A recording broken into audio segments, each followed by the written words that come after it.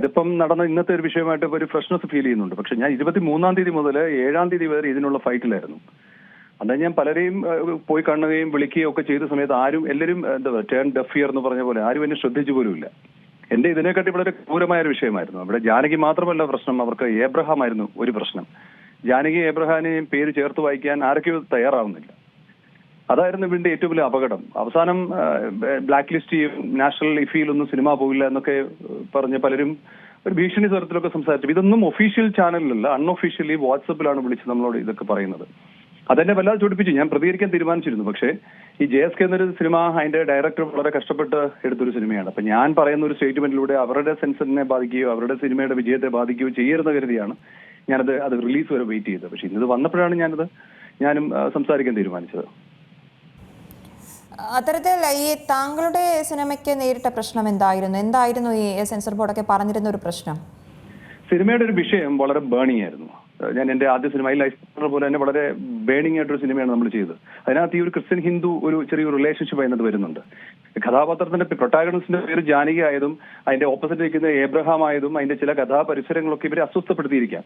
ഒരുപക്ഷെ എന്റെ സിനിമയുടെ ഒരു വിവാദം ഇവരുടെ ഇടയിൽ ഉണ്ടായില്ല. ഇതെല്ലാം ഇന്റേണലി അറിഞ്ഞൊരു കാര്യമാണ്. മിനിസ്ട്രി വരെ അതിന്റെ മെയിലൊക്കെ ഞാൻ അയച്ചിട്ടും അവർ റെസ്പോണ്ട് ചെയ്തില്ല. ഒരുപക്ഷെ അത് വന്നില്ലായിരുന്നു. ഒരുപക്ഷെ JSKക്ക് ഒരു പരിധി വരെ അവര് കേന്ദ്രമന്ത്രി എന്നൊരു സ്ഥാനത്തിലോ അല്ലെങ്കിൽ മറ്റെന്തിലോ അവർ കണ്ണടച്ചു പോയിന്. ഞാൻ ഈ മിനിഞ്ഞാന്നാണ് ഇവരെ വിളിച്ചു പറഞ്ഞിരുന്നു ഞാൻ എന്തായാലും പത്രസമ്മേളനം നടന്നുകൊണ്ട് ഈ സിനിമ റിലീസ് ചെയ്തതിന് ശേഷം എന്ന് പറഞ്ഞു. അപ്പൊ അങ്ങനെയായിരുന്നു എന്റെ ഒരു അവസ്ഥ എന്ന് പറയുന്നത്.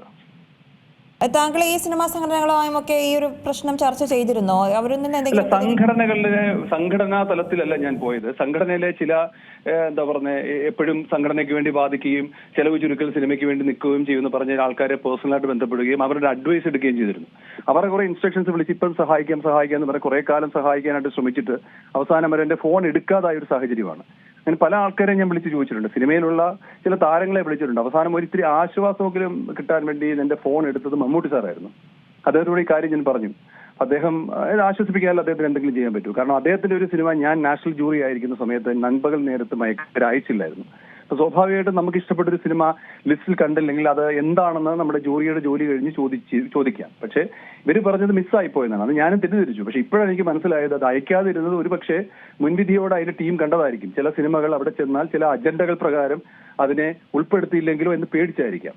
അങ്ങനെയാണ് അദ്ദേഹത്തെ വിളിച്ചത് ഞാൻ. അതുതന്നെയാണ് നമ്മൾ നേരത്തെയും ഇത്തരത്തിൽ പല സിനിമകൾ ഉണ്ടായിട്ടുണ്ട്. അതിലൊക്കെ ഹിന്ദു ദൈവങ്ങളുടെ പേരൊക്കെ വരുന്ന പല കഥാപാത്രങ്ങളും ഉണ്ടായിട്ടുണ്ട്. നമ്മൾ അത്തരത്തിൽ പല സിനിമകളും കണ്ടിട്ടുണ്ട്. ഇപ്പോഴാണ് ഇതൊരു പ്രശ്നത്തിലേക്ക് വരുന്നത്. അതിന്റെ പിന്നിൽ എന്തെങ്കിലും നിഗൂഢമായ അജണ്ടകൾ ഉള്ളതായി താങ്കൾക്ക് തോന്നുന്നുണ്ടോ? തീർച്ചയായിട്ടും. അത് എന്താണെന്ന് ചോദിച്ചാൽ ഇത് ഗവൺമെന്റ് അറിയുന്നില്ല എന്ന് എനിക്ക് പലപ്പോഴും തോന്നിയിട്ടുണ്ട്. കാരണം ഗവൺമെന്റ് സോഴ്സസിൽ ഇത് സംസാരിക്കുമ്പോൾ എന്റെ മെയിൽ അവിടെ എത്തിയിട്ടില്ല, മെയിൽ അവിടെ നിന്നും മറ്റെങ്ങോ പോകുന്നു, അല്ലെങ്കിൽ ഗവൺമെന്റ് ഒരു ഒഫീഷ്യൽ ചാനലിൽ നടക്കുന്നില്ല. പക്ഷേ ഇതിന്റെ ഇടയ്ക്ക് നിൽക്കുന്ന ഗവൺമെന്റിനെ സൂചിപ്പിക്കണമെന്ന് ആഗ്രഹിക്കുന്ന ചില ബ്യൂറോക്രാറ്റ്സുകളുടെ ഒരു പ്രയോഗമാണിത്. നമ്മളെല്ലാവരും പോയിന്റ് ചെയ്യുന്ന തിരുവനന്തപുരത്തെ സെൻസർ ഓഫീസറെയാണ്. അദ്ദേഹത്തിന്റെ പേര് തൗഫിൽ, അങ്ങനെ ഒരു മുസ്ലിം ഒരു വ്യക്തിയാണ്. അദ്ദേഹത്തിലേക്കാണ് എല്ലാവരും ഇത് പോയിന്റ് ചെയ്യുന്നത്. സത്യത്തിൽ അദ്ദേഹം നിരപരാധിയാണ്. ഈ പറയുന്ന എല്ലാ സിനിമകളും അദ്ദേഹം സസൂക്ഷ്മം വീക്ഷിച്ച്, ഞാനും സെൻസർ ബോർഡിന്റെ മെമ്പറായിരുന്നു കഴിഞ്ഞ മാസം വരെ. അദ്ദേഹം സസൂക്ഷ്മം വീക്ഷിച്ചിട്ട് ആണ് റെക്കമെൻഡേഷന് വേണ്ടി നമ്മൾ ബോംബെയിലേക്ക് അയക്കുന്നത്. പക്ഷെ അവിടെ ഇരിക്കുന്ന ആൾക്കാരും അതിനെ കണക്ട് ചെയ്ത് ഗവൺമെന്റ് അല്ലാത്ത ആൾക്കാരും തമ്മിൽ ഒരു ചർച്ച, ഒരു അന്തർധാരയിൽ നടക്കുന്നുണ്ട്. ഇന്ന സിനിമയിൽ ഇന്നതാണ് സബ്ജക്ട്, അത് നമുക്ക് പറ്റുമോ? അങ്ങനെ കുറെ ആൾക്കാരുടെ ഒരു ഡിസിഷൻ. ഞാൻ ഇതുമായി ബന്ധപ്പെട്ട് അൺഒഫീഷ്യലി പല ആൾക്കാരോട് സംസാരിക്കുമ്പോഴും അവരാണ് എന്നെ ഇൻസ്ട്രക്ട് ചെയ്യുന്നതും എന്നെ വാൺ ചെയ്യുന്നതും പടം ഇറക്കില്ല എന്ന് പറയുന്നത്, നിങ്ങളെ ബ്ലാക്ക് ലിസ്റ്റ് ചെയ്യുന്നു പറയുന്ന അത്തരത്തിലുള്ള ആൾക്കാരാണ്. അത് ഗവൺമെന്റ് ഒഫീഷ്യൽസ് അല്ല. അപ്പൊ ഈ പറയുന്ന ബ്യൂറോക്രാറ്റ്സ്, ഇതിന് തലപ്പത്തിരിക്കുന്ന ആൾക്കാരൊക്കെ ഒരു ചർച്ച നടക്കുന്നുണ്ട്. നമുക്കറിയാത്ത അൺഒഫീഷ്യൽ ചാനലിൽ ചർച്ച നടന്നിട്ട് ഏതൊക്കെ സിനിമകൾ സമൂഹം കാണണമെന്ന് അവരാണ് തീരുമാനിക്കുന്നത്. അത് ഗവൺമെന്റ് അല്ല. ഒരുപക്ഷെ ഗവൺമെന്റ് അറിയുന്നില്ലായിരിക്കാം. ഞാൻ തപസി എന്നൊരു സാംസ്കാരിക സംഘടനയുടെ കൂടെ പ്രവർത്തിക്കുകയും ശ്രീധരൻപിള്ള സാറിനെ പോലുള്ള ആൾക്കാരുടെ മനോഭാവം എനിക്കറിയാം. ഒരു ക്രിസ്ത്യൻ ഹിന്ദു ഒരു ഐക്യത്തിന് വേണ്ടി അവർ ഒരുപാട് കാര്യങ്ങൾ ചെയ്യുന്നുണ്ട്.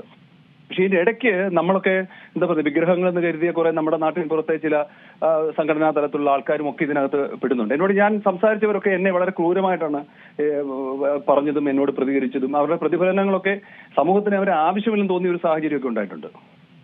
അതുതന്നെയാണ് നമ്മുടെ സമൂഹം വളരെ പുരോഗമനപരമായി ചിന്തിക്കുന്നു, അല്ലെങ്കിൽ പുരോഗതിയിലേക്ക് പോകുന്നു, വലിയ പുതിയ സാങ്കേതിക വിദ്യയിലേക്കൊക്കെ അത്തരത്തിൽ സിനിമകൾ വരുമ്പോൾ അവിടെ മുൻകാലങ്ങളില്ലാതെ ഇത്തരത്തിലൊരു പേരിൽ പോലും പ്രശ്നങ്ങൾ ഉണ്ടാക്കുകയും അത്തരത്തിൽ വലിയൊരു ഈ കലാസൃഷ്ടിയിലേക്ക് കടന്ന ഈ സിനിമ പോലെയുള്ള മാധ്യമങ്ങളിലേക്ക് പോലും ഇത്തരത്തിൽ വലിയൊരു കടന്നുകയറ്റം ഉണ്ടാകുമ്പോൾ അത് ഈ സിനിമാ സംഘടനകളൊക്കെ തന്നെ വേണ്ട രീതിയിൽ പ്രതികരിക്കേണ്ടതല്ലേ? അത് ഒറ്റക്കെട്ടായി നിന്ന് പ്രതികരിക്കേണ്ട ഒരു കാലഘട്ടമല്ലേ ഇത്? തീർച്ചയായിട്ടും ഇതിനകത്ത് രാഷ്ട്രീയമോ മറ്റ് വിശ്വാസങ്ങളോ ഒന്നുമല്ല വേണ്ട, ഒറ്റക്കെട്ടായിട്ട് നിന്ന് പ്രതികരിക്കണം. ഇപ്പം ഈ ഹിന്ദു സംസ്കാരത്തിൽ 33 കോടി ദേവകൾ ഉണ്ടെന്നാണ് പറയുന്നത്. ഈ ദേവകളുടെ എല്ലാം പേരുകൾ ലിസ്റ്റ് ഔട്ട് ചെയ്തിട്ട് വേണം നമ്മൾ സെൻസർ ബോർഡിൽ അയച്ചു കൊടുത്തിട്ട് അല്ലെങ്കിൽ അധികാരികൾ അയച്ചിട്ട് ഇത് എന്റെ കഥാപാത്രത്തിന് ഇടാവോ എന്ന് ചോദിച്ചിട്ട് സിനിമ ചെയ്യേണ്ട ഒരു ഗതികേടിലേക്കാണ് പുതിയ തലമുറ കാലെടുത്ത് വെക്കുന്നത്. അവിടെ ആവിഷ്കാര സ്വാതന്ത്ര്യം മാത്രമല്ല നശിക്കുന്നത്, വ്യക്തിപരമായിട്ട് അവരുടെ ക്രിയേറ്റിവിറ്റിയെ നിപ്പറ്റ് ദ ബഡ് എന്ന് പറഞ്ഞ പോലെ മുളയിലെ നുള്ളുകയാണ് ചെയ്യുന്നത്. ഇതിനെ തടയിടേണ്ടത് അധികാരപ്പെട്ട ആൾക്കാർ തന്നെയാണ്. ഇവിടെ രാഷ്ട്രീയമല്ല നമുക്ക് വേണ്ടത്, നമുക്ക് ശരിക്കും ഒരു ബോധവൽക്കരണമാണ് വേണ്ടത്. എല്ലാവരും കൂടെ കൂടിയിട്ട് ആരെ ബോധവൽക്കരിക്കണമെന്നുള്ളത് തീരുമാനിക്കണം. ആരാണ് ഇതിന്റെ പുറകെ പ്രവർത്തിക്കുന്നുള്ളവരെ അവരെ കണ്ടുപിടിച്ച് അവരെ പഠിപ്പിച്ചു കൊടുക്കണം. ഇങ്ങനെയല്ല ഒരു ജനാധിപത്യ രാജ്യത്ത് നമ്മൾ ഇടപെടേണ്ടതെന്ന് അവരെ പഠിപ്പിച്ചു കൊടുക്കണം. അതുതന്നെയാണ് താങ്കൾ സൂചിപ്പിച്ചതുപോലെ തന്നെ 33 കോടി ദൈവങ്ങളുണ്ട്. ചിലപ്പോൾ ഈ പേരുകളൊക്കെ ഏതെങ്കിലും ദൈവങ്ങളുടെ പേരിന്റെ പര്യായങ്ങളായി വന്നിരിക്കാം. അപ്പോൾ എന്ത് പേരിടും എന്നുള്ളതാണ് ഇനിയുള്ള ചോദ്യം. ഞാൻ ഈ സിനിമയിൽ അനുഭവിച്ചതാണ്. ജാനകിക്ക് പകരം അവര് ഏബ്രഹാമിന്റെ പേര് മാറ്റി മോഹനെന്നും കൃഷ്ണനെന്നും ഇടാൻ പറഞ്ഞു. പക്ഷെ എനിക്ക് ഇടാൻ പറ്റില്ല. എന്റെ കഥാപരിസരവും എന്റെ കഥാപാത്രത്തിന്റെ സംസ്കാരവും മറ്റൊന്നാണ്. അവിടെ എങ്ങനെ മറ്റൊരു ഹിന്ദുവിന്റെ ഒരു പേരിടും? പിന്നീട് ജാനകി പറ്റില്ല. പിന്നീട് ചില അണ്ണന്മാരെന്നോട് പറഞ്ഞത് ജമീലയും ജാസ്മിനും ഇട്ടുകൂടെ എന്നൊക്കെ ചോദിച്ചു. ഇതൊക്കെ അൺഒഫീഷ്യൽ വാട്സപ്പ് കോളുകൾ. ഞാൻ പറഞ്ഞു അത് പറ്റില്ല, അതെങ്ങനെ പറ്റാണ്? എന്റെ കഥയെ കൊല്ലുകയാണ്, എന്റെ സിനിമയെ കഴുത്തറുത്ത് കൊല്ലുകയാണ്. അവസാനം ഞാൻ പറഞ്ഞു ലിപ് മൂവ്മെന്റ്, എന്റെ പടം സിംഗ് സൗണ്ടാണ്. സിംഗ് സൗണ്ടിനകത്ത് ഒരു ഡബ് ചെയ്ത് കയറ്റുമ്പോൾ എന്തായാലും മുഴച്ചു നിൽക്കും. അപ്പൊ പിറ്റേയും പറ്റുന്നത് ജയന്തി എന്നൊരു പേരാണ്. അപ്പൊ ജയന്തി ഏതോ ദേവതയുടെ പര്യായമാണെന്ന് പറഞ്ഞിട്ട് അത് ഒരു തടഞ്ഞു. അപ്പൊ ഞാൻ പറഞ്ഞു സിനിമയെ ഇറക്കില്ല, അവിടെ ഇരിക്കട്ടെ, എന്റെ സിനിമ പോയില്ലെങ്കിൽ ഞാൻ അവിടെ തന്നെ ഇരിക്കട്ടെ എന്ന് പറഞ്ഞപ്പോഴായിരിക്കാം ഒരുപക്ഷെ ഞാൻ പ്രതിഷേധിക്കുമെന്നൊക്കെ കരുതിയായിരിക്കും അവർ ജയന്തി അവസാനം സംഭവിച്ചത്. പക്ഷെ എൻഡോഴ്സ്മെന്റിലൊക്കെ വരുന്നത് അവരെ ഇതൊന്നും പറഞ്ഞതായിട്ടില്ല. അന്ന് ഡിസ്കസ് ചെയ്ത് എഗ്രി ചെയ്ത പ്രകാരം നെയിം റീപ്ലേസ്ഡ് ആണ് എൻഡോഴ്സ്മെന്റിലുള്ളത്. അതുതന്നെയാണ് നമുക്കറിയാമല്ലോ, ഈ വലിയ ക്യാൻവാസിൽ വരുന്ന സിനിമകളായിരുന്നാൽ പോലും ചെറിയ ബജറ്റിൽ വരുന്ന സിനിമകളായിരുന്നാൽ പോലും ഒരു മാറ്റം അതിനകത്ത് വരുത്തുക എന്ന് പറയുന്നത് വലിയ സാമ്പത്തിക നഷ്ടം ഉണ്ടാക്കുന്ന ഒരു കാര്യം കൂടിയാണ്. അത്തരത്തിൽ ഈ സിനിമാ വ്യവസായത്തെ ആകമാനം ബാധിക്കുന്ന ഒരു കാര്യമായി ഇത് മാറുകയല്ലേ ചെയ്യുന്നത്?